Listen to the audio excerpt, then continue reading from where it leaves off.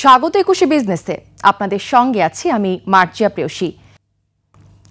উচ্চ শিক্ষা প্রতিষ্ঠানগুলো যেন এক একটি শিক্ষিত বেকার তৈরির কারখানা।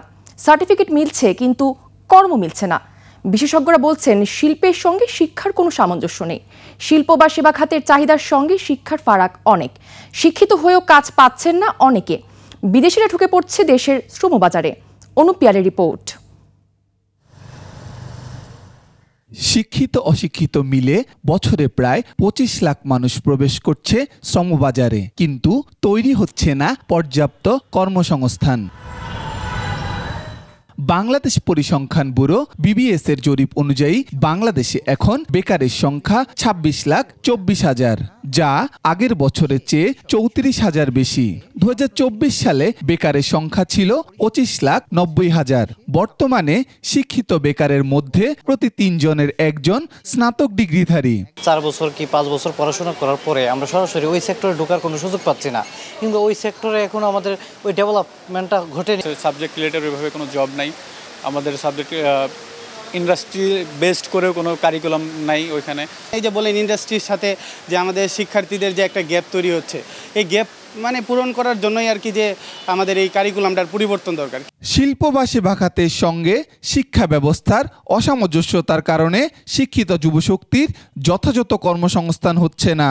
দেশে বছরে কোন খাতে কত জনবল প্রয়োজন তা নির্ধারণ করে সেই অনুযায়ী গ্র্যাজুয়েট বা কারিগরি জনবল তৈরি হচ্ছে না। শিক্ষা ব্যবস্থা চেঞ্জ করতে হবে আমরা মনে করি। অবশ্যই সেটা বাস্তব ধর্মভিত্তিক বাজার ভিত্তিক শিক্ষা ব্যবস্থা হয়, যেখানে শিক্ষার সাথে সাথে তারা দক্ষতা অর্জন করে আমাদের গ্রাজুয়েটরা আমাদের প্রতিষ্ঠানগুলোতে চালনা করতে পারে এবং বাইরে থেকে আমাদের এমপ্লয়ি যাতে নিয়োগ করতে না হয়, আমাদের টাকা আমাদের দেশে থাকে।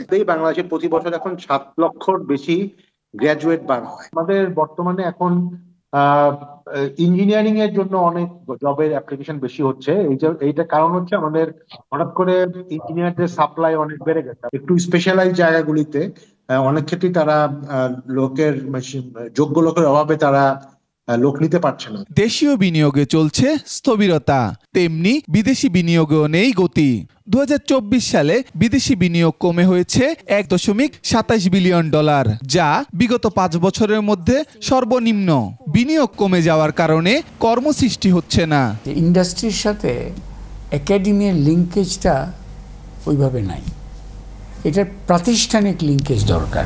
বিশেষজ্ঞদের আশঙ্কা, দেশে বিনিয়োগ না বাড়লে কর্মহীন মানুষের সংখ্যা আরও বেড়ে যেতে পারে। আমাদের এখানে এমন একটা পরিবেশ গড়ে তুলতে হবে, এইখানে অর্থনীতি বিকাশে আমরা হতে পারি, আমাদেরকে উৎসাহিত করতে পারি। দীর্ঘমেয়াদে কর্মসংস্থানের সংকট দেশের প্রবৃদ্ধিকে বাধাগ্রস্ত করতে পারে বলে মনে করেন বিশেষজ্ঞরা। সবাই মিলে ঠিক করতে হবে আসলে কি আমরা উত্তরণ। অনুপ পিয়াল, ২১ টেলিভিশন, ঢাকা। ভরা মৌসুমও ইলিশের দাম সাধারণের নাগালের বাইরে।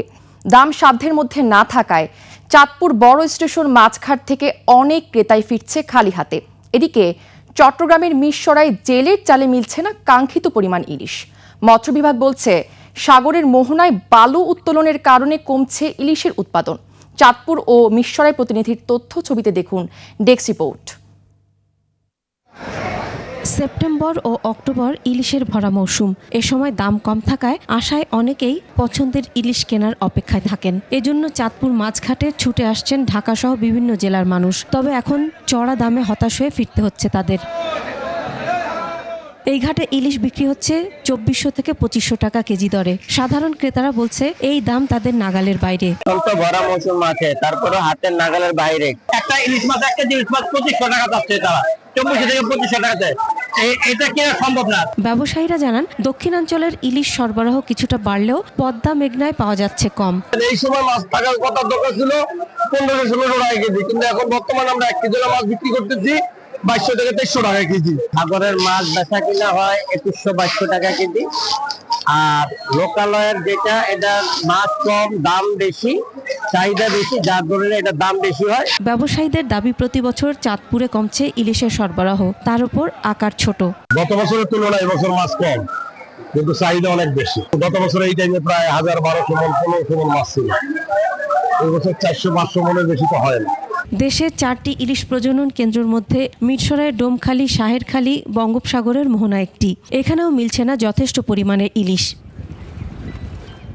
জেলেরা বলছেন, যে পরিমাণ ইলিশ ধরা পড়ছে তাতে মজুরি ও জ্বালানি খরচ উঠছে না। সাগরে মাছ নাই, এখন সিজন শেষ, যে সিজন মানে শেষ, এখন যারা অনেক টাকা পুঁজি দিছে 2-3 লাখ টাকা, পুঁজিগুলো তুলতে পারে নাই। এখন আগের মতো মৌসুম নাই তো, মানুষ এখন জলদাসরা যাতন ফাতন নিয়ে কব্জ করি, দাঁড় করি, এই করি সেই করি, ব্যবসা হতেছে না।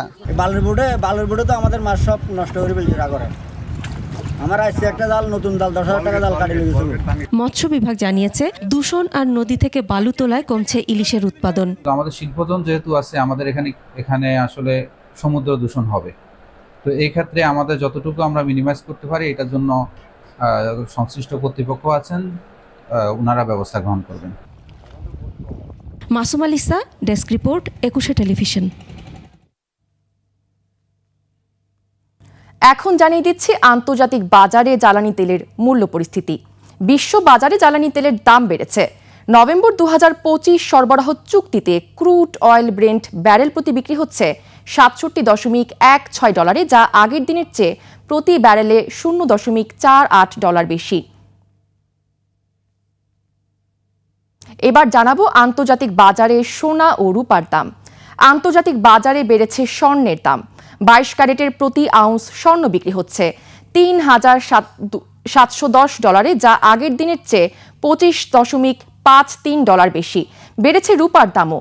প্রতি আউন্স রূপা বিক্রি হচ্ছে $43.55, যা আগের কার্যদিবসের তুলনায় $0.47 বেশি।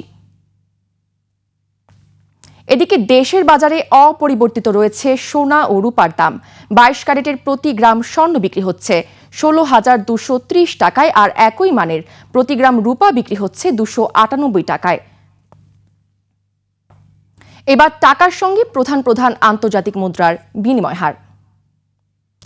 আন্তঃব্যাংক লেনদেনে আজ ব্যাংকগুলো মার্কিন ডলার কিনছে 121 টাকা 55 পয়সায়, বিক্রি করছে 122 টাকা 55 পয়সায়। ব্রিটিশ পাউন্ডের ক্রয়মূল্য 162 টাকা 14 পয়সা এবং বিক্রয় মূল্য 169 টাকা 23 পয়সা। ইউরোর ক্রয়মূল্য 141 টাকা 97 পয়সা, বিক্রি হচ্ছে 147 টাকা 77 পয়সায়। জাপানি ইয়েন ক্রয় হচ্ছে 78 পয়সায় আর বিক্রি হচ্ছে 84 পয়সায়। এদিকে ব্যাংকগুলো কানাডিয়ান ডলার কিনছে 87 টাকা 69 পয়সায়, বিক্রি করছে 90 টাকা 66 পয়সায়।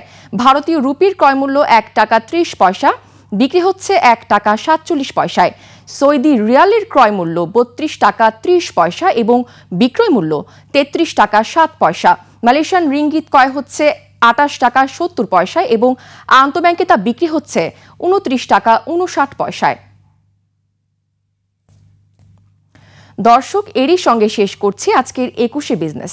আগামীকাল দুপুর 1টায় আবারও ফিরে আসবো 21 বিজনেসের সব আয়োজন নিয়ে। দেখার আমন্ত্রণ রইল। 21-এর সাথেই থাকুন।